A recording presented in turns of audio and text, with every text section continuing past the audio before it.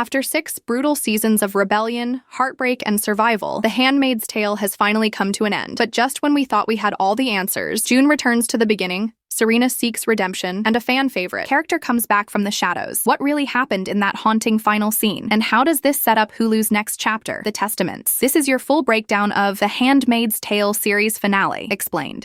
Final chapter opens not with bloodshed, but with a liberation. Gilead's grip on Boston is broken. Commander Lawrence makes the ultimate sacrifice, taking down the regime's last loyalists on their way to Washington. And just like that, American forces, led by Twello, march in to reclaim the city. But this victory isn't just political, it's personal. June walks the streets of her old life, the Boston Globe offices, her old neighborhood. These places were once symbols of oppression. Now, they're reclaimed. They're hers again. It's not the end of Gilead, but it's a spark, the beginning of a full-blown revolution. And for June, that spark means everything. Of all the relationships in The Handmaid's Tale, none has been more complex or more painful than June and Serena's. The finale gives us one last, quiet confrontation between these two women, once enemies bound by the same oppressive system. Serena, finally free and living in exile, meets June in a sparse, cold room. She apologizes. Again. But this time, she truly means it. "I remember everything I did to you," she says, "and I'm ashamed." And here's the shock. June forgives her, not because Serena deserves it, but because June needs to let go. Two women, two mothers, two survivors. They'll never be friends, but they finally see each other for what they truly are. Products of the same war, but on different paths to redemption. She was June's walking partner, her sister in suffering, her fellow rebel. And after seasons of absence, Emily returns. It's not flashy. There's no dramatic entrance. Just two women walking down the same path they once tread in silence as handmaids.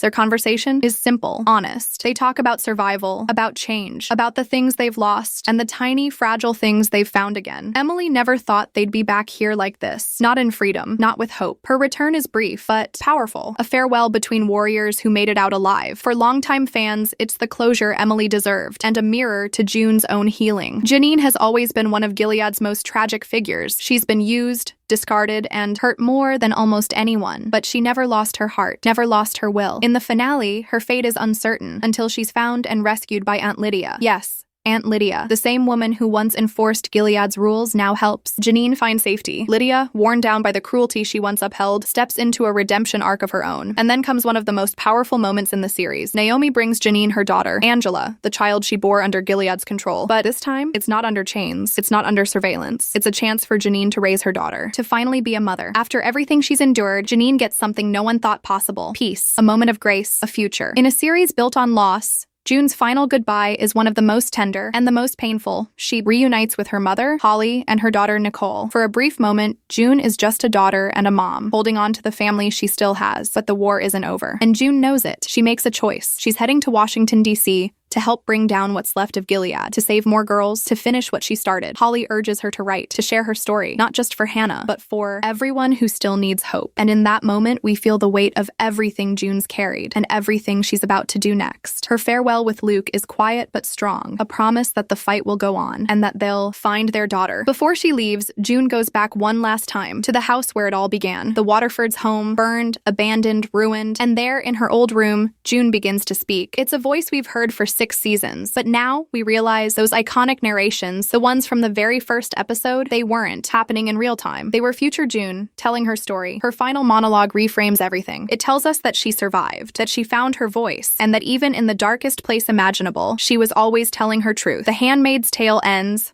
not with a revolution, but with a woman choosing to be heard. And it's not goodbye because the Testaments is coming. The Handmaid's Tale didn't end with fireworks. It ended with whispers, with choices, with voices that refused to be silenced. Over 6 seasons, we watched June suffer, rebel, survive. And now, she walks into an uncertain future. Not broken, but burning with purpose. Serena seeks forgiveness. Emily returns with quiet strength. Janine reclaims her child. And Gilead, piece by piece, begins to fall. It's not a perfect ending, but it's a true one that reflects the show's core message. Even in the darkest systems, humanity, resistance, love still fight to survive. And with the Testaments on the horizon, this story is far from over. What did you think of the finale? Were you satisfied with June's ending? And what are your theories for the Testaments? Drop your thoughts in the comments. We read every single one. And if you love deep dives like this, make sure to hit that like button, subscribe for more ending explained breakdowns, and turn on the notification bell so you never miss a twist. Thanks for watching. Praise be to stories that dare to end this way. See you in the next one.